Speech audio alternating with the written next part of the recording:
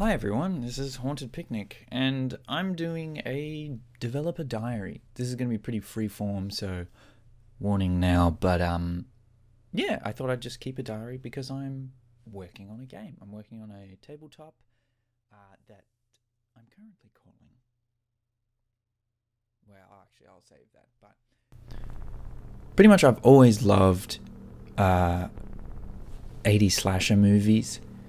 I didn't actually start watching them until a lot later in life. I'd watched a lot of horror. I've always been a horror fan. But then the slashers came on and there was something in particular about the campy old school ones. Campy, not necessarily set in a camp, but sometimes and more often than not. And yeah, I just found myself loving them. This sort of very exaggerated kind of hyper-violence, but also with a bit of tongue-in-cheek to it. And the more that I watch them, in particular, Friday the 13th, my bae, Jason, my boy, I just love them. I love the fusion of humor and horror. That's something that I've really, really liked, and sort of a mantra for game design that I've kept to up until this point. And so I thought, well, what does a game, like, how do I make a game where everyone is a slasher? What system do I use? So the system I'm most comfortable with, the system that is most accessible, I find, but also love Monster of the Week. That's my jam. So Powered by the Apocalypse seemed like a given.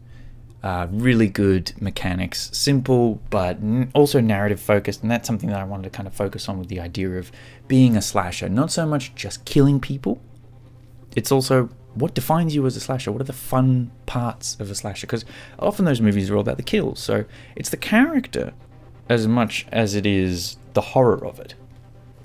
So what would that look like? What does it look like if players are archetypal slashers from their favorite films? Who have we got? Who is there? So yeah, I started looking at some different artwork because, you know, you have your different types. You have your Jason, your Freddy. You also have a bit more of the, you know, what is it, like possessed kind of thing. The doll, Chucky. Cursed people, split personalities. Your Scream, who was just a man, like a mortal being. But what would that look like? So I started looking at different artwork across Twitter and was just trying to get inspired, and I thought that would be the starting point for me. Let me get what these slashers would look like down, and then when I have that, then I can build the game outwards from there. Whether that's the best decision, I don't know, but that's how it worked for me. So that's where I started, and then I started doing my own drawings. They're not crash hot. I'm not an artist, and with that in mind, I thought, well, if I'm going to do this thing, let's see what it looks like rendering a character. So one of my favorite kind of designs that I'd thought of, which sounds odd to say, my own favorite, but I actually, because I trialed it in a Monster of the Week session, I made a monster with the idea of this being kind of like a slasher, is Showerhead, who was a bodybuilder that had been caught in the showers by some sort of pervert taking photos of her, and she slipped, fell, bang, Showerhead in the face, dead. Comes back as this malicious entity to seek vengeance on that person and anyone else affiliated into sort of that kind of perverted behavior, and sort of thinking about the powers there, like how do they work, how do they function, and by actually sort of using them, that was a really good test for how it might be for a player, and seeing how my players in this Monster of the Week game reacted to them and what they did, and then how to structure that mechanically. If you're a slasher, how do your powers work? What are your limitations? So I contacted an artist. I believe their name is Dima.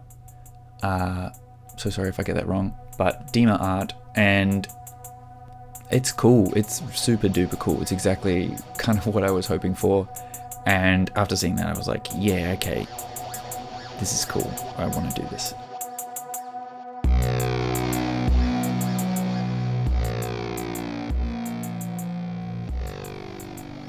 We'll see if that changes. If you guys have any suggestions, I am more than open to them. But yeah, for now, that was the concept. That was the groundwork. I've been building up from there, but I just thought I'd start this diary so that everyone knows kind of where it's starting, where it's going, where it started, where it's going, and yeah, it can help out as the future as I go into playtesting.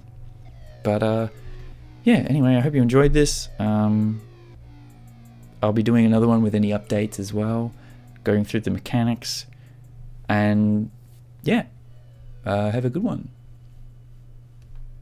Now, how do I stop this?